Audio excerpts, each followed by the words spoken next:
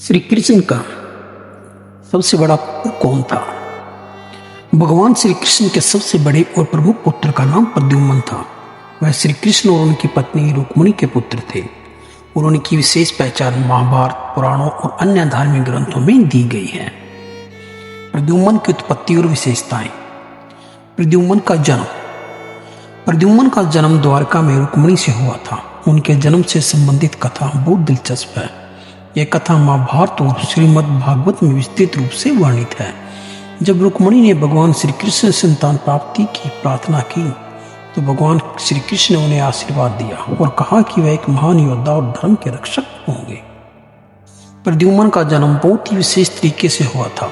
रुक्मिणी ने अपने गर्भ में भगवान कृष्ण के अंश को महसूस किया और न केवल वह एक सामान्य मानव पुत्र के रूप में उत्पन्न हुए बल्कि उनके जीवन में अद्वितीय शक्तियां और गुण भी थे। नंबर 2, प्रद्युम्न की शिक्षा और वीरता।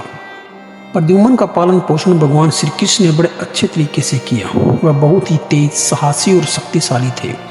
उन्होंने महल में रहते हुए भी युद्ध कला, शास्त्र और शास्त्र ज्ञान की शिक्षा ली थी। प्रद्युम्न के बारे में यह कहा जाता है कि वह केवल शारीरिक रूप से नहीं बल्कि मानसिक रूप से भी अत्यंत बलशाली थे।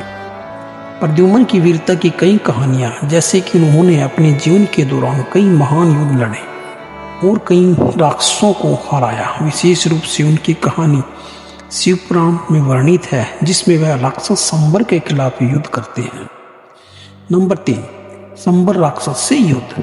प्रद्युम्न ने सबसे प्रसिद्ध युद्ध संबर राक्षस से लड़ा। संबर राक्षस ने भगवान श्री कृष्ण के परिवार को बहुत परेशान किया था और प्रद्युम्न ने अपने साहस और युद्ध कौशल से उसे हराया। संबर राक्षस के खिलाफ उनके जीत ने उन्हें एक महान योद्धा के रूप में स्थापित किया। नंबर 4, प्रद्युम्न की पत्नी और संतान। प्रद्युम्न का विवाह मीनाक्षी से हुआ था, जो कि एक अत्यंत सुंदर और बुद्धिमान राजकुमारी थी।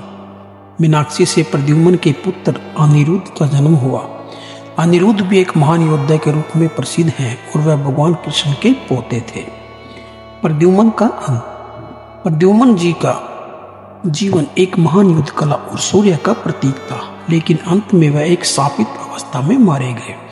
यह कथा विष्णु पुराण और महाभारत में दी गई है, जिसमें यह बताया गया है कि प्रद्युम्न ने संबर राक्षस को हराने के बाद अपनी वीरता के साथ और भी कई महान कार्य की, लेकिन अंततः उनके जीवन का समाप्ति भी दुखित रूप से हुआ। प्रद्युम्न का महत्व। प्रद्युम्न को भगवान श्री कृष्ण का सबसे बड़ा पुत्र और उनका उत्तराधिकारी माना जाता है।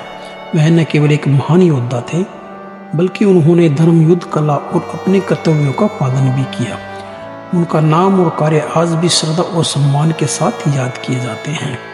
प्रद्युम्न का जीवन श्री कृष्ण के कुल के एक महान प्रतिनिधि के रूप में महत्वपूर्ण था और उनके साहस और वीरता की कहानियां आज भी भारतीय संस्कृति में प्रसिद्ध हैं।